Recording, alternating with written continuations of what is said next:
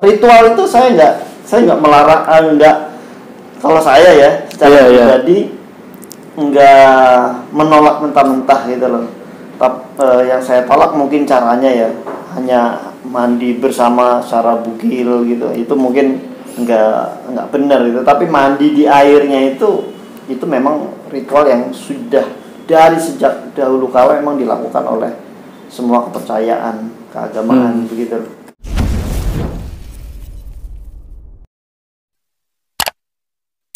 Bismillahirrahmanirrahim. Assalamualaikum warahmatullahi wabarakatuh. Kembali lagi di channel saya, Ridwan Bahrudin. Kali ini saya didampingi sama teman-teman saya. Di situ ada editor, di sini ada penulis, di sini juga ada penulis sekaligus owner of Bina Damai Indonesia. Oke guys, kali ini kita akan membicarakan tentang aliran yang lagi viral, ya. Aliran ini letaknya di Banten.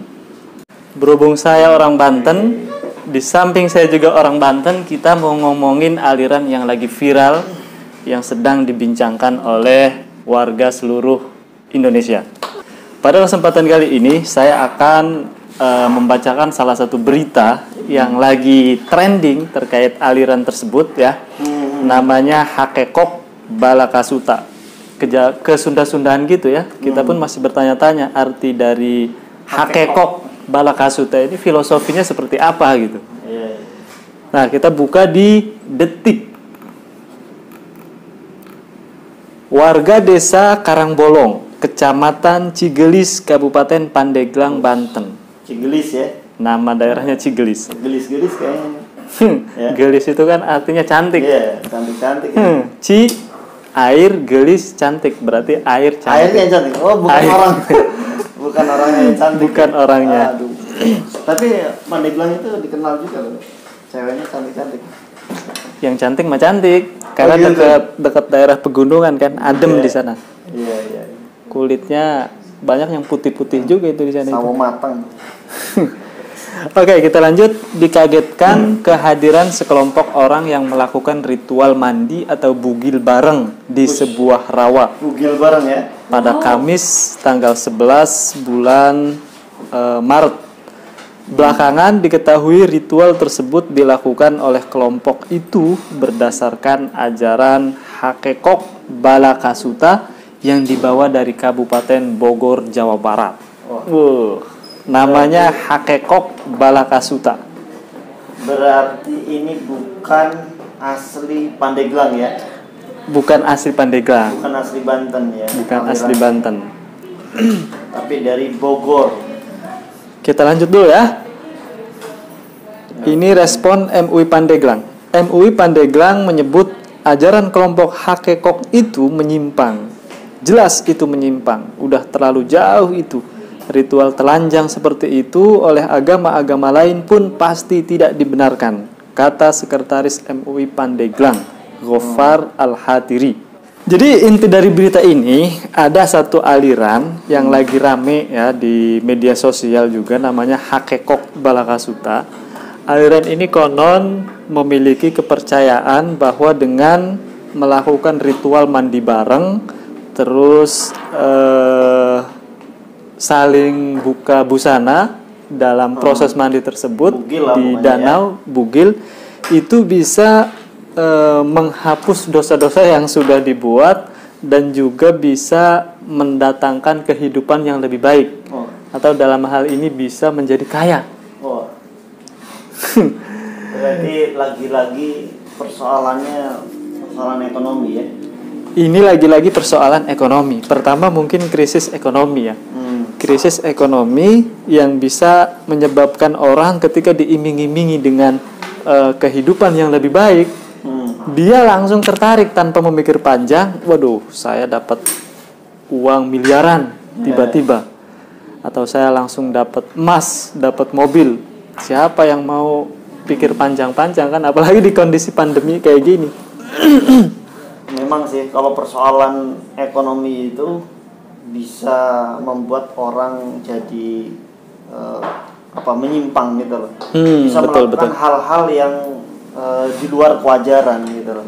Bahkan iya. soal keimanan juga bisa digadaikan. Bisa dipertaruhkan. Iya. Pokoknya kalau lagi keadaan serba tidak punya gitu loh. Itu apapun bisa dilakukan, dan ya pokoknya inilah kepercayaan apalagi ada iming-iming gitu, itu pasti cepat ditangkapnya gitu, cepat percayanya gitu loh. Iya. Apa dijanjikan kaya gitu kan. Iya. Itu pernah ada dalam kalau tidak salah hadis ya, yang mengatakan kadal fakru ayyakuna kufro. Oh iya. Jadi yang namanya kefakiran, kemiskinan itu sangat dekat sekali dengan kekufuran. Betul. Kita melihat kondisi ini ya sangat erat kaitannya dengan konteks hadis tersebut begitu. Berarti hadis itu memang mengisyaratkan seorang muslim khususnya gitu ya, untuk kaya gitu ya. Betul sekali. Untuk kaya. Makanya mereka juga sebenarnya melakukan hal itu ya kepingin kaya kan. Iya. Rela mandi bugil di danau gitu. Itu demi kaya gitu loh. Selain memang secara spiritual katanya untuk mendapatkan kesucian gitu. Iya. Dosanya diampuni. Iya, dosanya diampuni. Nah, saya ingat sebenarnya ketika soal air ini memang sebenarnya bisa membuat orang itu menjadi suci gitu loh. Iya. Walaupun hanya sebagai sarana gitu loh. Di semua agama itu hampir air itu dipercaya memang, tapi tentu saja airnya yang seperti apa ya? Air itu dipercaya mensucikan tubuh gitu loh. Selain mensucikan tubuh juga mensucikan jiwa gitu loh. Mensucikan dari dosa-dosa itu memang ada gitu loh. Iya. Bukan hanya ya katakanlah di Islam gitu ada air zam-zam yang memang bisa menyehatkan lah secara fisik ya. Iya. Walaupun secara fisikis enggak begitu, tapi siapapun yang minumnya akan terasa tenang katanya. Karena ya mengandung secara ilmiah mengandung bahan-bahan yang memang positif gitu. Begitupun air yang didoain kan ya. Air biasa yang didoakan itu juga mengandung khasiat khusus lah ya. Nah, gitu. Jadi memang ada gitu. Air itu bisa mensucikan atau bisa membuat orang lebih sehat itu memang betul gitu. Di India pun, di Hindu ada Sungai Gangga misalnya gitu kan. Iya. Setiap orang ritual di situ untuk mensucikan diri. Percaya akan itu gitu loh. Itu bahkan orang sakit pun itu kan biasanya dimandikan kan begitu loh. Ya, salah satu ritual. Ya kalau kita orang Islam jelas untuk wudu kan begitu loh. Untuk wudu, untuk mandi junub. Tujuannya apa? Itu untuk mensucikan diri kan begitu loh. Bukan hanya mensucikan dari hadas yang terlihat secara fisik, tapi juga untuk mensucikan hati gitu loh. Itu memang betul itu ritual itu saya nggak melarang, kalau saya ya secara pribadi nggak menolak mentah-mentah gitu loh. Yang saya tolak mungkin caranya ya hanya mandi bersama secara bugil gitu, itu mungkin nggak benar gitu. Tapi mandi di airnya itu memang ritual yang sudah dari sejak dahulu kala memang dilakukan oleh semua kepercayaan keagamaan begitu. Gitu sih. Iya, kalau kita ngelihat orang-orang ahli hikmah itu kan benar juga kadang mereka melakukan pembersihan diri itu dengan dimandikan. Iya. Apalagi proses pemandiannya itu dikasih kembang. Iya. Kembang bahkan, warna 7 lah ya. Bahkan kembang. Saya sering ngelihat itu video-video misalkan di Ujang Bustomi ketika ada salah satu calon bupati yang gagal. Iya. Dia hampir stres, hampir hilang ingatan. Memang stres. Memang sudah stres ya. Karena memang harapan pengen jadi pemimpin itu sangat antusias tinggi, ternyata tidak sesuai ekspektasi. Akhirnya pikiran langsung oleng, langsung stres. Ketika dia datang ke Ujang Bustomi, diberikan arahan dan akhirnya dimandikan pakai kembang warna 7. Setelah itu alhamdulillah. Jadi air untuk mandi atau air sebagai bahan peredam kemarahan gitu loh. Itu memang dia ada tuntunannya kan begitu loh. Iya. Jadi mandi aliran hakekok ini. Hakekok apa hakikat ya? Hakekok balakasuta. Kayaknya sih mungkin serempetan dari hakikat kali ya. Saya penasaran juga dalam bahasa Sunda ini ada nggak ini artinya hakekok itu apa, balakasuta itu apa? Harus dicari. Nanti kita tanya sama orang yang pinter bahasa Sunda. Hakekok balakasuta. Dan yang lebih uniknya ini bro, dari aliran ini setelah diperiksa barang-barang bawaan yang dibawa ketika mereka mandi di danau itu, ada aparat yang menemukan di tasnya itu pertama gunting, silet, dan uniknya lagi mereka menemukan alat kontrasepsi, kondom lah ya. Nah, kita bertanya-tanya mereka beneran mandi atau melakukan hal lain gitu di danau ini. Tapi kalau menurut sejarahnya ya, artinya dari berita-berita yang beredar, aliran hakekok ini kan hakekok ya, bukan hakekok. Ya, hakekok. Hakekok ini sudah ada dari 5 tahun yang lalu lah gitu kan. Iya. Tahun 2019 saja pernah katanya sampai pendoponya itu dibakar gitu kan. Pendoponya dibakar karena memang di situ diketahui melakukan ritual free sex katanya. Makanya pendoponya dibakar tempatnya lah gitu. Nah, baru kali ini muncul lagi gitu loh. Nah, sebenarnya udah lama itu ya? Udah lama, udah 5 tahun yang lalu.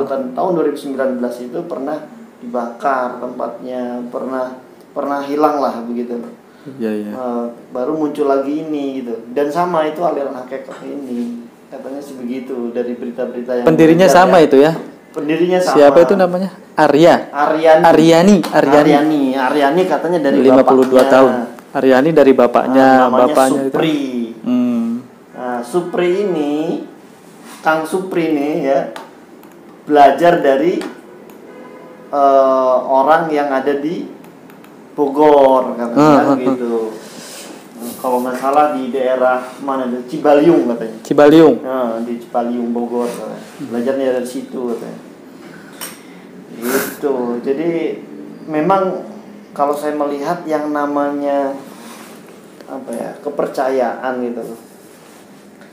Orang kalau sudah percaya itu, walaupun dengan cara dibakar gitu misalnya, atau dengan apapun lah gitu tempatnya biar hilang gitu, biar musnah, itu tetap akan ada sebuah kepercayaan itu kalau ya atau selama orang yang pengikutnya itu masih ada begitu loh. Apalagi memang tidak belum tobat bener lah begitu ya. Iya. Itu tetap akan ada. Ideologi itu kalau ngomongin ideologi nih, ini kan hanya kepercayaan segelintir orang lah gitu ya. Yang itu juga 16 orang kan? 16 orang mungkin yang enggak ngikut sebenarnya banyak juga mungkin ya. Iya. Yang enggak ikut itu yang kepergok saja, 16 gitu. Artinya ideologi itu akan terus berkembang sampai kapanpun ya, katakanlah kepercayaan Sunda Wiwitan misalnya. Iya. Ya kan? Yang ada di mana? Yang ada di Bogor juga memang banyak di Bogor. Termasuk juga Baduy. Itu kan terus akan selamanya gitu loh, akan terus bertahan bahkan berkembang gitu loh. Iya. Hanya saja mungkin dia tidak mengatasnamakan Islam gitu loh. Nah, kalau tidak mengatasnamakan Islam itu okay, nggak masalah gitu loh. Nggak bisa disematkan menjadi kata sesat gitu loh. Iya. Karena memang itu sudah kepercayaan mereka gitu loh. Iya. Gitu. Makanya kan di Indonesia itu kalau kita ngelihat data lah gitu ya, ada aliran ada aliran kepercayaan ya, ada juga yang disebutnya penghayat kepercayaan. Iya. Kalau penghayat kepercayaan itu lebih banyak ya, contohnya salah satu itu sebenarnya mungkin penghayat kepercayaan itu sekitar 12 jutaan kalau di Indonesia. Iya. Bahkan lebih gitu loh. Tapi kalau organisasi kepercayaan, ya, itu ada 187 di Indonesia. Artinya organisasi kepercayaan itu organisasi yang menampung ya orang-orang penghayat kepercayaan itu sebenarnya.